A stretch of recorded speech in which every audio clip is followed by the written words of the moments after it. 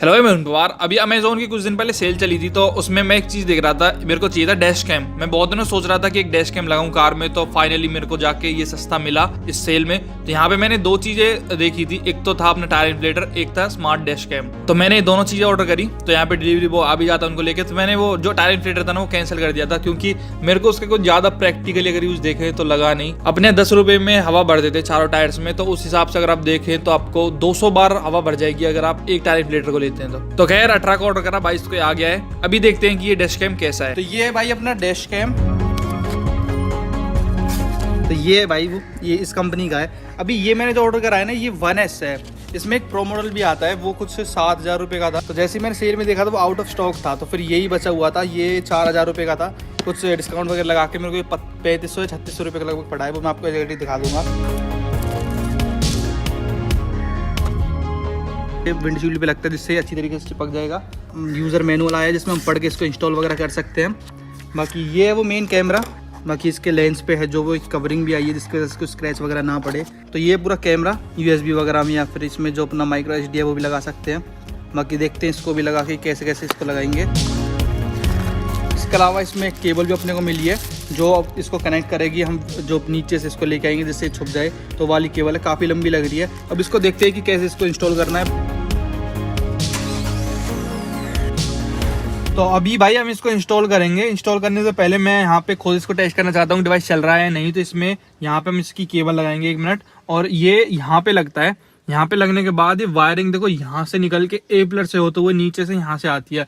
अब मैं खुद से इसको कर नहीं रहा हूँ क्योंकि थोड़ा बहुत भी अगर मेरे पे सलनी पड़ी ना तो दिक्कत हो जाएगी। बिल्कुल नई कार है, तो मैं क्या सोच रहा हूँ 500 रुपये वो ले लेगा दुकानदार।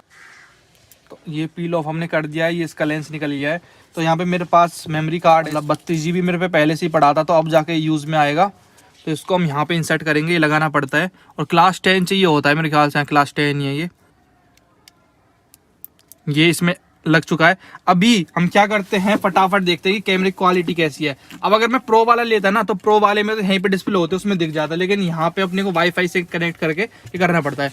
और भाई आप मानो ना मानो डैश कैम आपकी कार में होना बहुत ज़्यादा जरूरी है। और सबसे पहले जो अपनी ये केबल है अपने को इसमें लगानी पड़ेगी इस तरीके से, और इसको हम लगा देंगे अपने USB पोर्ट में। तो यहाँ पे लाइट जलने लग जाती है, आवाज़ भी करता है। ये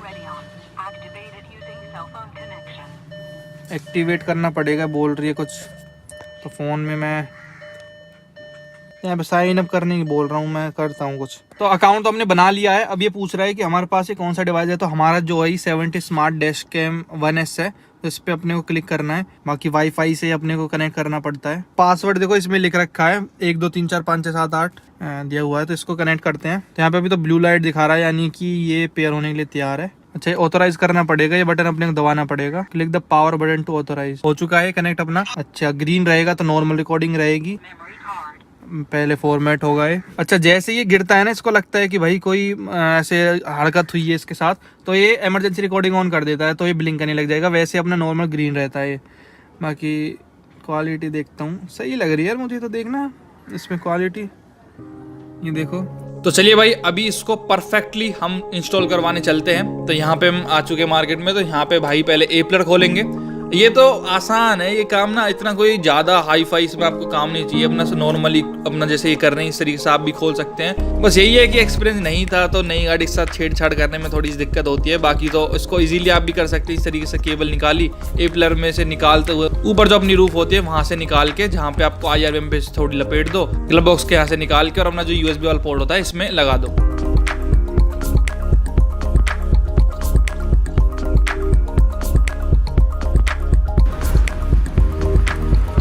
तो ये जो केबल है भाई वो पूरी तरह से निकल गई है। अब जो ये है अपने को ये इंस्टॉल करनी पड़ेगी विंडशील्ड पे, जैसे इस पे लिख रहा है।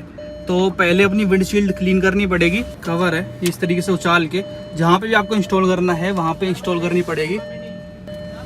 तो यहाँ पे मेरे को ये डैश कैम चिपकाना है, तो अपने को यहाँ पे करके इसमें जो ये चीज़ है ना ये वाली, ये उतारनी पड़ेगी। उसके बाद और फिर इस पन्नी पे जहाँ पे इस पे डॉट लगा रखा है इधर लगाना पड़ेगा। तो यहाँ पे इंस्टॉल हो चुका है।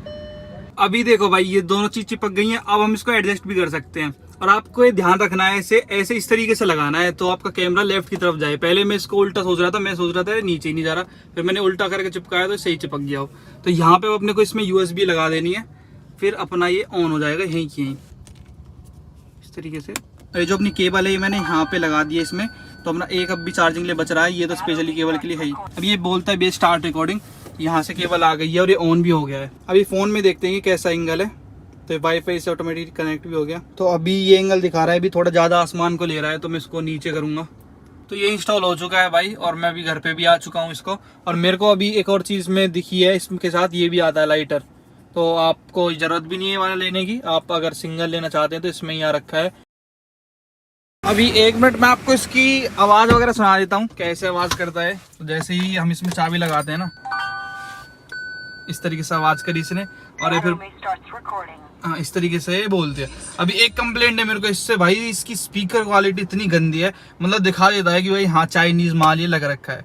तो कई बार जैसे एकदम ज़्यादा दचकियों में जाता है तो यहाँ पे बोलने लग जाती है कि एकदम इमरजेंसी रिकॉर्डिंग। स्पीकर है ना वो और बेहतर हो सकता था। अभी जब मैं बंद करूँगा तो कैसे आवाज़ आती है वो भी देखना।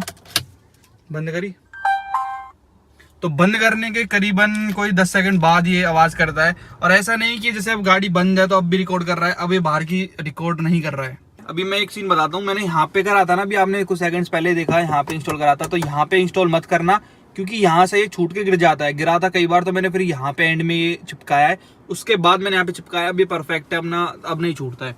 उसके बाद ऐप आप देखेंगे ना किस तरीके से फाइल बनाता है, तो मैं वो आपको दिखा देता हूँ। मैं डिवाइस में जाऊँगा तो ये अपने को यहाँ पे दिखाता रहता है इसका व्यू। अभी अपने को जो एक्सेस करनी है फाइल्स वो फोटो एल्बम में इसमें आती हैं।